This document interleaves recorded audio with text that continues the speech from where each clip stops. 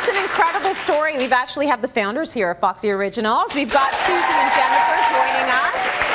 Congratulations, 16 years in business together. You met in university, and you know, most of us were out at a bar during university. You guys were cooking up a business that is completely successful right now. We're still at the bar, but early mornings we were making the jewelry and getting up at the crack of dawn. That is incredible. So, from Canada, and I'm just wondering, how do you two keep it together? You best friends? Do you have disputes within your business, or do you just have a way of solving things without things getting ugly?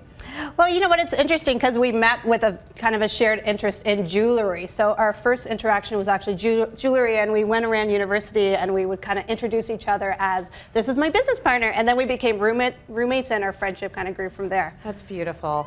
We're going to talk a little bit today about finding the right necklace for your neckline. We all have a different neckline, you know, depending on what your item of clothing is as well. It's going to make a difference which necklace you should choose, right? Exactly, and a lot of us are really guilty of trying on 3 or 4 necklaces before we really settle on the right one and figure it out, and that's because the placement of a necklace is really important and can make or break your look. You don't want to be fishing out your necklace from your outfit, and you want to have it placed properly along the lines of the silhouette of what you're wearing. So there's some guidelines to think about when you're shopping for the perfect piece. Very nice. Okay, hopefully at some point today we'll learn how to make it not do this. Yes. I call it the booby cup. Like it just automatically wants to cup a boob. I don't know what that's about. Funny. Let's talk about this for silhouette. And if you've got a V-neck, which is very flattering, what you should go with. Yeah, exactly. The V-neck is very flattering, and you can either go with a short or a long option. Both really work well.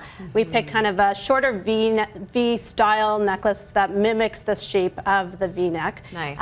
Which is great and just simple and subtle. And then a longer style necklace that also has a bit of a geometric pattern in it, but it's just super simple. And what's huge in jewelry right now is the layered look. Yes. And you don't have to have a science background to figure it out. It's really simple. You just stick with a short and a longer necklace. So we picked 2 gold, but it can be multi-toned as well. Very nice. I find the thing that's really flattering about a long necklace as well is it lengthens you. Yes. So sometimes when you want to look longer, it's nice to put on a longer necklace.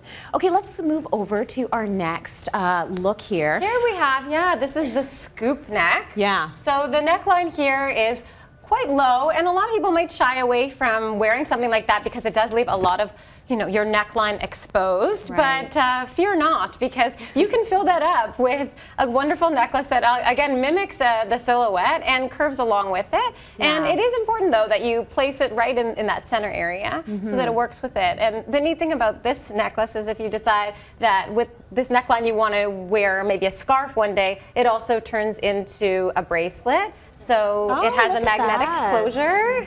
Ooh, That is very cool. It is quite fantastic because it's, again, like Suzie was saying, you don't have to have some kind of crazy background in jewelry intelligence to know how to wear it. That is beautiful, and I do like the clasp. One thing you wouldn't want to do in this kind of neckline, I guess, is get a necklace that's fighting the scoop. Exactly. It just gets too distracting, and you're going to notice it just doesn't look right. Especially if it hung right over. That's what you really want to avoid, is like that would be a pitfall when you're working on your neckline and pairing it with your accessories, is you want to make sure it doesn't get anywhere close where it could fall in, and then popping out throughout the day. Yes, then it goes into no man's land. You don't want it there. Get out. Okay, let's go to the last one now. This is probably my favorite. I just love the way this necklace looks. What do you call that neckline? This is like a crew. high. This is a crew neckline, A crew neckline. And it's a great canvas actually for any necklace. It really does. You know, it's a great opportunity to have a statement necklace, something that really pops.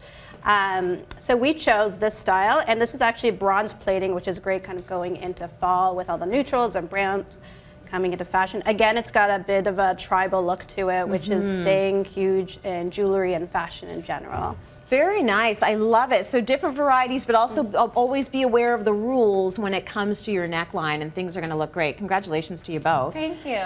Thank you so much for this. Everyone in today's audience will take home a pair of handcrafted clover earrings from Foxy Originals.